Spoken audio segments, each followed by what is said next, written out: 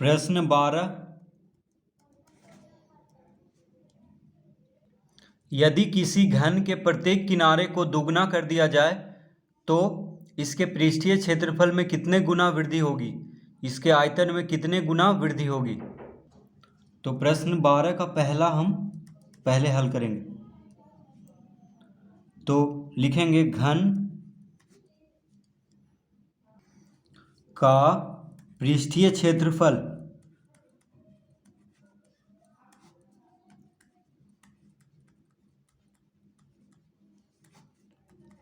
तो घन का पृष्ठीय क्षेत्रफल का सूत्र होता है 4L²। ठीक है, 4L²। L क्या है? तो घन की भुजा को L से लिखते हैं। तो घन की भुजा क्या होता है? सभी बराबर होता है, तो उसको हम L से लिखते हैं। तो घन का पृष्ठीय क्षेत्रफल का सूत्र होता है 4L²। L क्या हो गया? घन की भुजा। अब लिखेंगे घन का पृष्ठीय क्षेत्रफल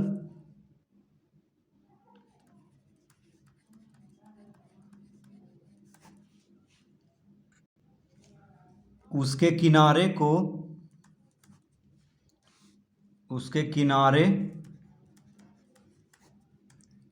को दुगना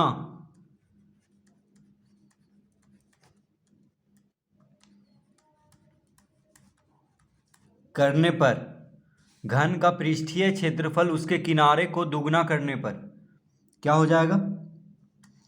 4 गुना L के जगह पे क्या लिखेंगे? 2L का स्क्वायर।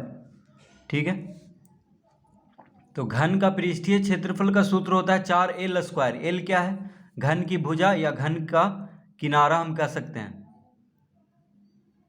ठीक है, किनारा या भुजा को L से लिखते हैं। तो कह रहा है यदि किसी घन के प्रत्येक किनारे को दुगना कर दिया जाए, तो देखिए किनारा L है। ठीक है, तो उसका घन का पृष्ठीय क्षेत्रफल का सूत्र क्या होता है? 4L²। जहाँ पे किनारा क्या है? L है। अब किनारा को दुगना करना है, यानी L को दुगना यानी 2 से गुना कर देंगे। तो किनारा जब दुगना हो गया है तो L की जगह पे क्या लिखेंगे? 2L लिखेंगे, क्योंकि किनारा दुगना हो गया है, यानी उसका भुजा दुगना हो गया है। तो 4 गुना 2L² हो जाएगा, यानी कितना हो गया? 4 गुना 2 का वर्ग 4L²। 4 गुना 4L² हो गया है। देखिए 2 का वर्ग 4 होता है और L का वर्ग L², इस तरह से लिख लेंगे। तो घन का पृष्ठीय क्षेत्रफल का सूत्र क्या होता है? 4L²। और घन का पृष्ठीय क्षेत्रफल उसके किनारे को दुगना करने पर कितना आ गया? 4 गुना 4L², यानी पृष्ठीय क्षेत्रफल का 4 गुना। देखिए पृष्ठीय क्षेत्रफल का सूत्र क्या होता है? 4L²। तो 4L² का 4 गुना, यानी अगर उसके किनारे को दुगना कर दें तो उसका पृष्ठीय क्षेत्रफल 4 गुना हो जाएगा। देखिए पहले कितना था? 4L², और किनारा को दुगना करने पर उसका पृष्ठीय क्षेत्रफल कितना हो गया? 4 गुना। ठीक है, 4 गुना 4L², यानी 4 गुना हो गया है। अगर किसी घन का किनारा को दुगना कर दिया जाए तो उसका पृष्ठीय क्षेत्रफल 4 गुना हो जाता है।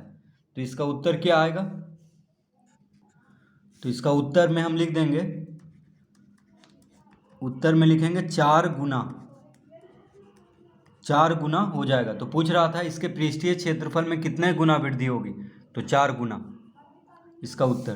तो इस तरह हम इसका उत्तर ज्ञात करेंगे।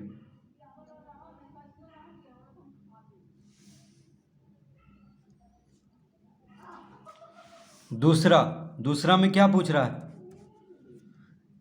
इसके आयतन में कितने गुना वृद्धि होगी। तो देखिए घन का आयतन का सूत्र क्या होता है? घन का आयतन बराबर होता है L3, यानी L का घात 3। L क्या है? घन का किनारा या घन की भुजा। ठीक है, तो L3, L क्या है? घन का किनारा या घन की भुजा। तो घन का आयतन का सूत्र होता है L3। अब देखिए, अब लिखेंगे घन का आयतन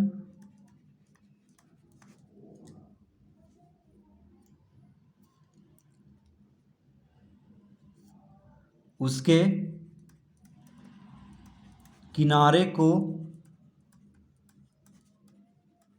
दुगना